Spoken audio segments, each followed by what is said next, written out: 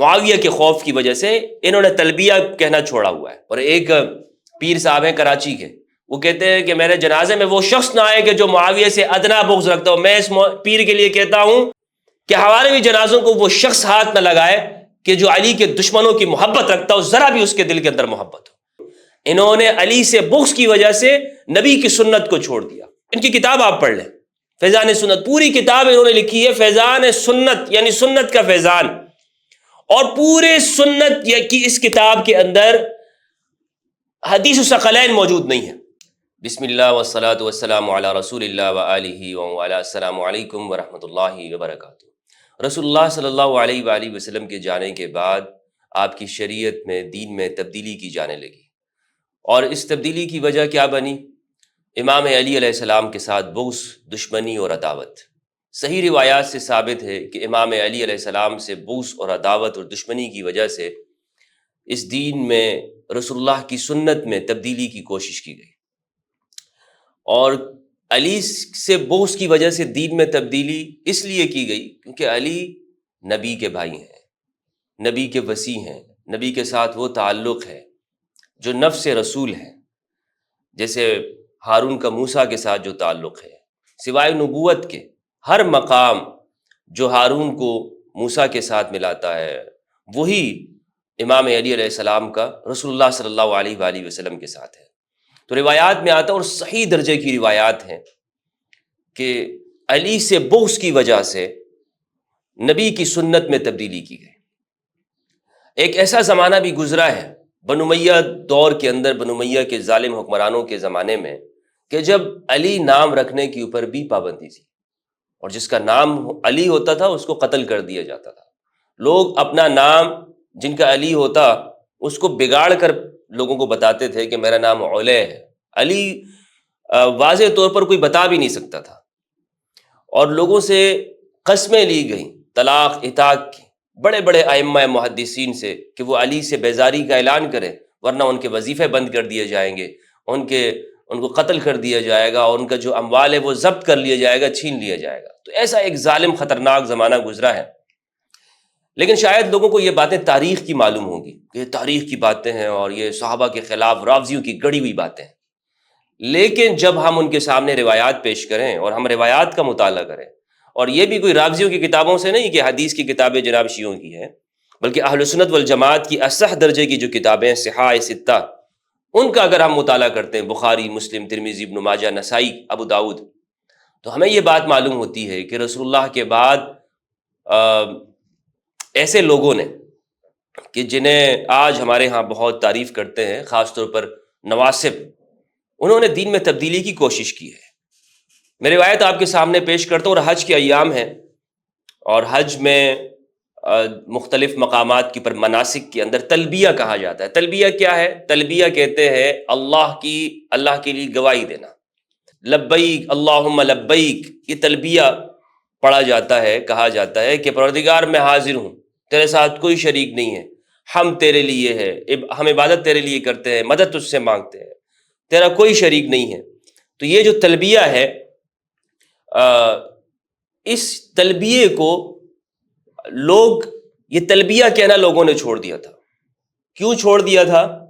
روایت میں آپ کے سامنے پیش کرتا ہوں، انشاءاللہ عز و جل آپ کو حقیقت معلوم ہو جائے گی۔ اسی طرح نمازوں کے اندر تبدیلی ہوئی، نماز کے اندر لوگوں نے بسم اللہ الرحمن الرحیم کو اونچا پڑھنا چھوڑ دیا علی سے بغض کی وجہ سے، تکبیرات کو چھوڑ دیا، ہم کہتے ہیں نا تکبیر نماز کے اندر، اللہ اکبر اللہ اکبر، تو ان تکبیرات کو چھوڑا گیا، بنو امیہ کے لوگوں نے اسے چھوڑا۔ تو اب میں یہ روایت آپ کے سامنے پیش کرتا ہوں سنن نسائی کی۔ اس روایت کا نمبر ہے 3006، انٹرنیشنل نمبر جو اس کا ہے وہ 3006 ہے، یعنی عربی کتابوں کے اندر بھی اور ویب سائٹ کے اوپر آپ دیکھیں گے اسے۔ جو اسلام 360 ایپ ہے اس کے اندر یہ 3009 پر یہ روایت موجود ہے۔ یہ میں اس لیے بتا رہا ہوں تاکہ اگر کوئی چیک کرنا چاہے تو وہ اس کو دیکھ سکتا ہے۔ معاویہ کے خوف کی وجہ سے لوگوں نے تلبیہ کہنا چھوڑ دیا، اللہم لبیک لبیک اللہم لبیک لا شریک لک لبیک، یہ کہنا چھوڑ دیا۔ کیوں چھوڑ دیا بھائی؟ کہتے ہیں اخبرنا احمد بن عثمان بن حکیم الاودی ہمیں روایت کی احمد بن عثمان نے، قال حدثنا خالد بن مخلد، ہمیں خالد بن مخلد نے، قال حدثنا علی بن صالح، ہمیں علی بن صالح نے، عن میسرۃ بن حبیب عن المنہال بن عمرو عن سعید بن جبیر.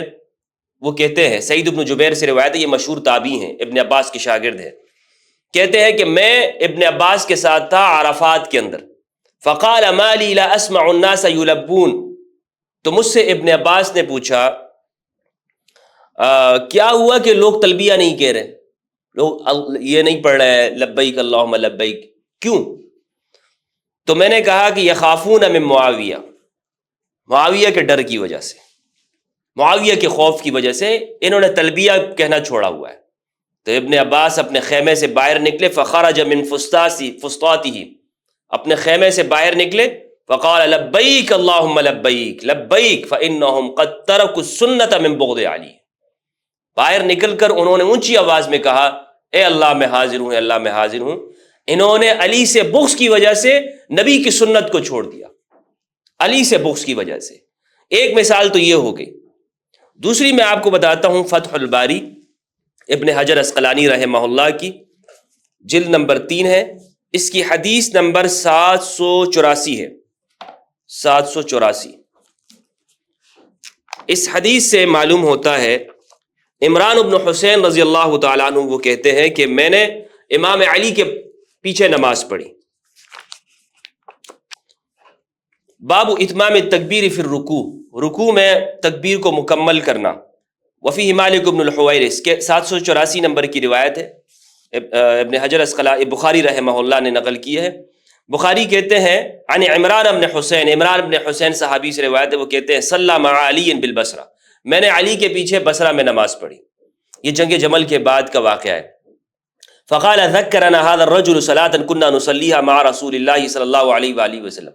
امام علی کے پیچھے نماز پڑھنے کے بعد اس صحابی کا یہ تبصرہ ہے علی کی نماز کو دیکھ کر کہ اس علی نے، اس شخص نے ہمیں وہ نماز یاد دلا دی جو ہم رسول کے پیچھے پڑھا کرتے تھے.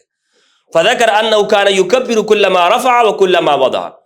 تو ایسی کیا بات تھی علی کی نماز میں کہ عمران ابن حسین صحابی کہتے ہیں کہ علی نے ہمیں رسول کی زندگی کی نماز یاد دلائی. وہ یہ بات ہے کہ علی جب بھی کھڑے ہوتے ہیں تو تکبیر کہتے ہیں، اور جب بھی جھکتے ہیں تو تکبیر کہتے ہیں. رکوع میں جاتے ہیں تو اللہ اکبر کہتے ہیں، رکوع سے اٹھتے ہیں تو اللہ اکبر کہتے ہیں، سجدے میں جاتے ہیں تو اللہ اکبر کہتے ہیں، سجدے سے اٹھتے ہیں سر اٹھاتے ہیں تو اللہ اکبر کہتے ہیں.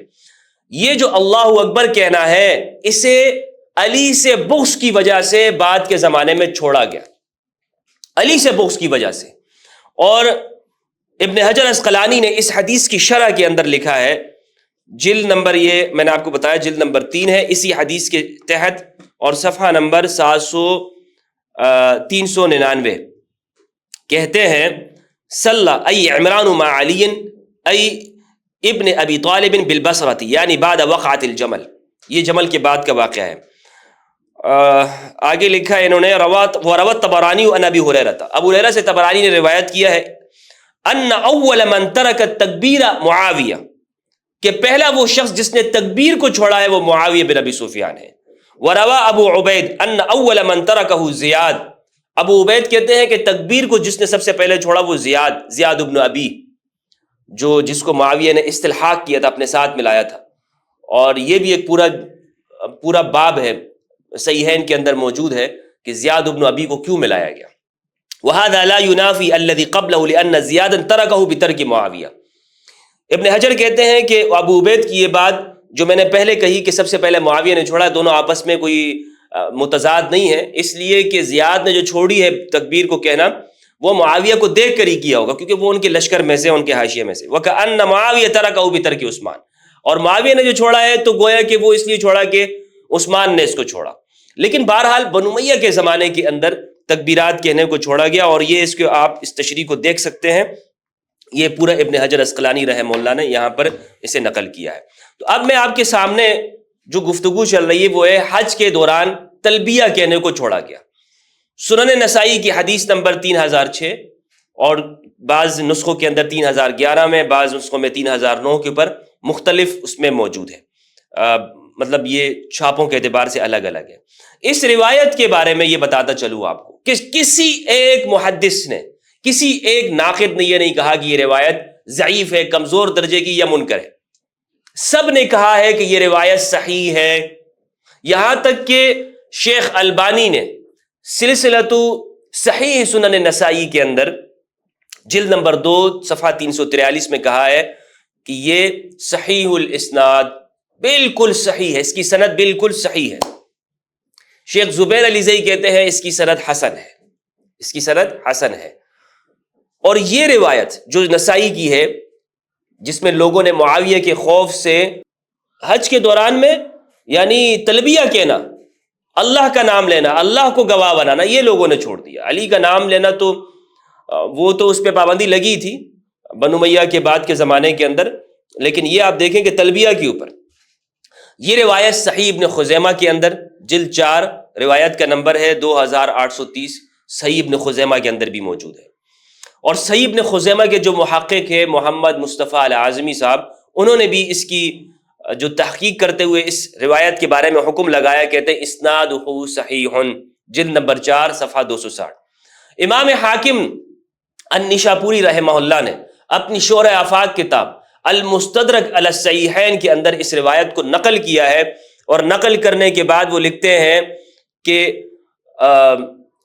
یہ بخاری مسلم کی شرط کے اوپر صحیح ہے، ولم یخرجاہ، اور بخاری مسلم نے اس کو نقل نہیں کیا۔ بخاری مسلم کی شرط پر ہونے کا مطلب یہ ہے کہ اس روایت کے جو راوی ہیں وہ سارے کے سارے بخاری مسلم کے ہیں، اکثریت ان میں سے بخاری مسلم کی ہے، یعنی یہ جو بات بتانے والے ہیں یہ کمزور درجے کے راوی نہیں ہیں، یہ وہی راوی ہیں جو بخاری مسلم کے اندر موجود ہیں، یعنی ثقہ راوی ہیں، یہ لوگ کمزور نہیں ہیں، ان پر شک و شبہ نہیں ہو سکتا، کیونکہ بخاری مسلم کے جو راوی ہیں اہل سنت کا اجماع ہے اس کے اوپر۔ اہل سنت یہ بات کہتے ہیں کہ بخاری مسلم کے راوی ان پر گفتگو ہی نہیں ہو سکتی، بخاری مسلم کے جو راوی ہیں ان کے اوپر، کیونکہ اگر ان پہ آپ حکم لگائیں گے تو بخاری کی روایت کمزور ہو جائے گی، اور حالانکہ اہل سنت کا اجماع ہے کہ بخاری مسلم اصح الکتب بعد کتاب اللہ ہے، یہ صحیح ہے، ان کے اوپر آپ یہ نہیں کہہ سکتے کہ اس میں یہ روایت کمزور ہے وغیرہ۔ اگر آپ کہتے ہیں تو بخاری پھر صحیح نہیں رہے گی۔ تو بخاری کے جتنے بھی راوی ہیں ان پر یہ وہ سارے کے سارے اتھینٹک ہیں، اور وہ سچے ہیں، دیانتدار ہیں، وہ جھوٹ بولنے والے نہیں ہیں، وہ بالکل ٹھیک ٹھاک ہے۔ ذہبی نے جو تلخیص المستدرک کی ہے، پھر مستدرک کے روایات کے اوپر حکم لگایا ہے، اس میں ذہبی کہتے ہیں اس روایت کے اوپر کہ یہ بخاری مسلم کی شرط کے اوپر صحیح ہے، یعنی ذہبی نے بھی یہاں پر حاکم کی موافقت کی ہے اور حاکم سے اختلاف نہیں کیا۔ اس روایت کو امام ابو بکر احمد بن الحسین البیہقی المتوفی 458 ہجری، انہوں نے سنن الکبریٰ البیہقی میں اس کو نقل کیا ہے، روایت کا نمبر ہے 9447۔ اب اس روایت کے جو راوی ہیں ان کے اوپر میں گفتگو کرتا چلوں، کیونکہ ناصبی کہتے ہیں یہ روایت ضعیف ہے، کمزور ہے، ان کا بابا شیخ البانی کہتا ہے کہ یہ روایت صحیح الاسناد ہے۔ آج کل کے ناصبی یہ زیادہ آگے بڑھ رہے ہیں، یہ بچانے کے یہ جو ماموں کی جماعت ہے اس میں ان کے اندر تعصب زیادہ ہے، تو یہ بھڑکے مارنے والے البانی سے آگے بڑھے ہوئے ہیں، محدثین سے آگے بڑھنے کی کوشش کر رہے ہیں، جناب اس کے اندر فلاں راوی یہ ہے، فلاں یہ ہے۔ تو اب اس کے راویوں کے اوپر میں مختصر گفتگو کرتا چلوں۔ اس کے جو راوی ہیں، پہلا راوی احمد بن عثمان بن حکیم علودی، یہ بخاری مسلم ابن ماجہ نسائی ان کے استاذوں میں سے، یعنی بخاری مسلم ابن ماجہ اور نسائی نے ان سے روایات لی۔ بخاری میں کتنی روایتیں اس کی؟ بخاری میں اس کی 10 روایتیں، مسلم میں اس کی 5، ابن ماجہ میں 5 اور نسائی میں 14 روایتیں۔ دوسرا راوی جو ہے خالد ابن مخلد، اس پر کلام کیا گیا ہے، لیکن اس پر جو کلام ہے وہ کلام کس درجے کے؟ کہ بعض نے کہا ہے کہ جی اس میں تشیع پایا جاتا تھا، یعنی تشیع تھا۔ تشیع اس وقت کا جو تشیع ہے وہ اس سے مراد یہی ہے کہ تفضیل امام علی علیہ السلام، یہی مراد ہے۔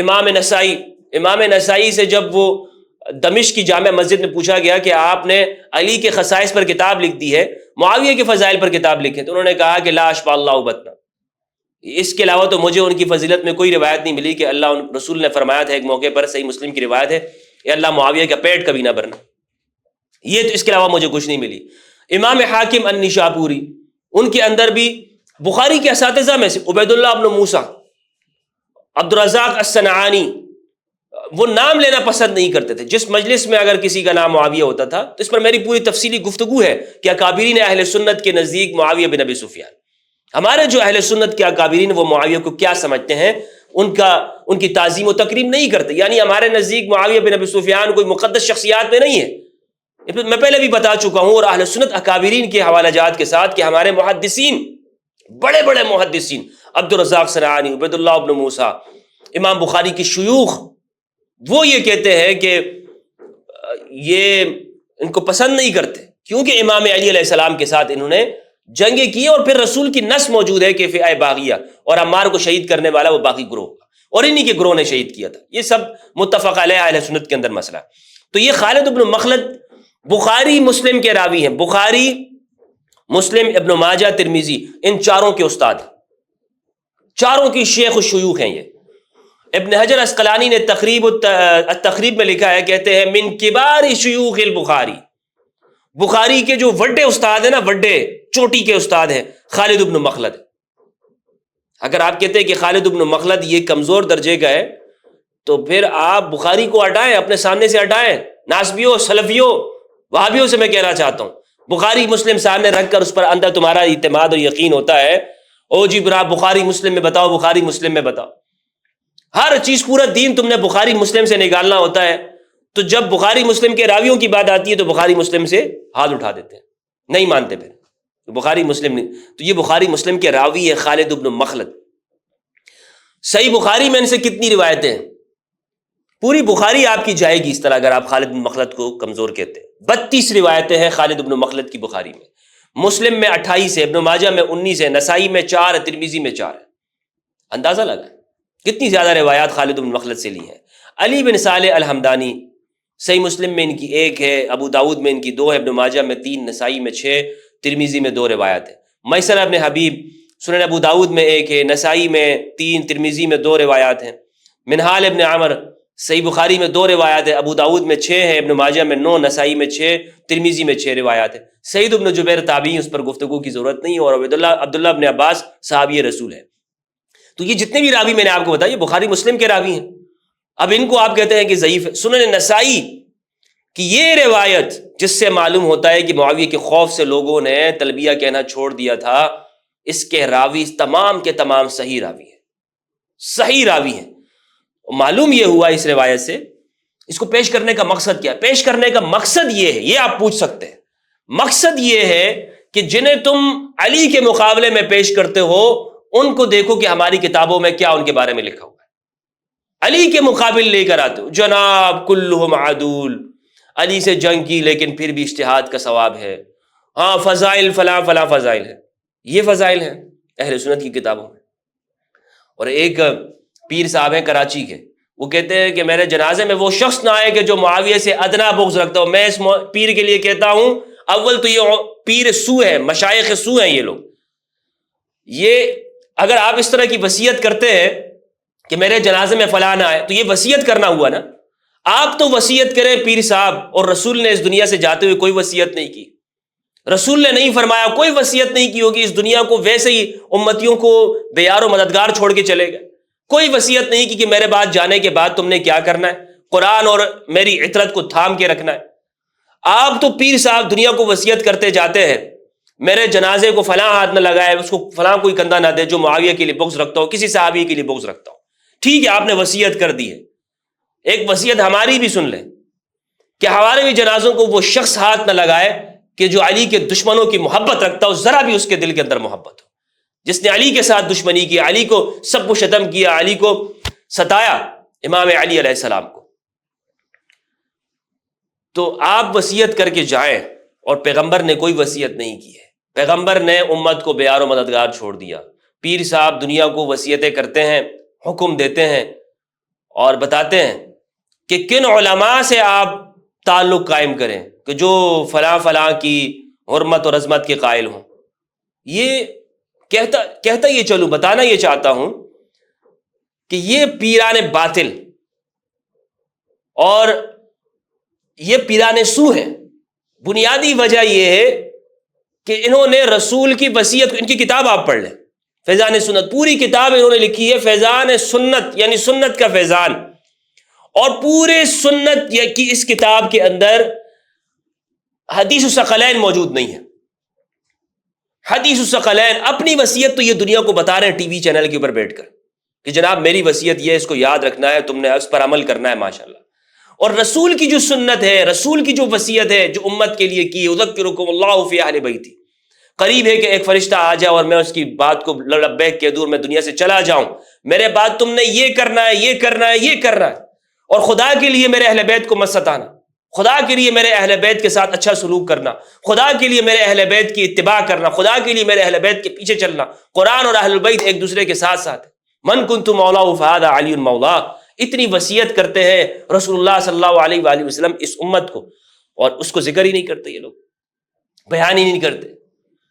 تو وجہ کیا ہے؟ بنیادی طور پر ساری اصل بات یہ ہے کہ انہوں نے رسول کی وصیت کو چھوڑ دیا، اور بعد میں جو طلقاء تھے اس طلقاء کی محبت ان کے دلوں کے اندر اتنی جم گئی کہ اگر انہوں نے دین کو بھی چھوڑا ہے تو یہ کہتے ہیں بس صحیح ہے، ہم اسی کے اوپر ہیں۔ یہ اپنے فرقوں کو بچا رہے ہیں، ورنہ اس روایت کا کیا جواب ہے ان کے پاس سوائے اس بات کے نا کہ یہ ضعیف ہے، کمزور ہے، حالانکہ کہہ نہیں سکتے ہیں، ان کے بزرگوں نے، بابوں نے، سب نے لکھ دیا ہے کہ یہ صحیح الاسناد ہے۔ اب اس زمانے میں تمہاری کوئی بات کا اعتبار ہے؟ تمہاری باتوں کا ہم اعتبار کریں گے؟ جناب نہیں، اس میں فلاں کمزور راوی نہیں، آپ کی باتوں کا اعتبار کیسے ہو سکے جب آپ کے اصول کے مطابق آپ کے بزرگوں نے اس کو صحیح کہا ہے؟ ہاں، اگر ہم کہتے ہیں کہ قرآن کے مقابلے میں کوئی روایت معتبر نہیں ہے تو اس لیے کہ ہمارا اصول یہ ہے کہ ہم قرآن کے مقابل کسی چیز کو نہیں سمجھتے، لیکن آپ کے نزدیک تو اصل یہ ہونا چاہیے کہ جو آپ کے بزرگوں نے، کیونکہ آپ کہتے ہیں کہ ہم سلفی ہیں، آپ کہتے ہیں کہ ہم اپنے بزرگوں کو نہیں چھوڑ سکتے، ہم اپنے بابوں کو نہیں چھوڑ سکتے، ہم ان کی کہانیوں کے اوپر عمل کرتے ہیں، تو آپ کا تو پورا سلسلہ اسی کے اوپر چلتا ہے نا۔ تو اس لیے آپ کو اس طرح کی روایات سے ہاتھ آپ نہیں اٹھا سکتے، آپ کو ماننا پڑے گا۔ اللہ سبحانہ و تعالیٰ سے دعا ہے کہ پروردگار ہم سب کو قرآن مجید میں تدبر کرنے اور اہل بیت کی معرفت عطا فرمائے۔ والسلام علیکم ورحمۃ اللہ وبرکاتہ۔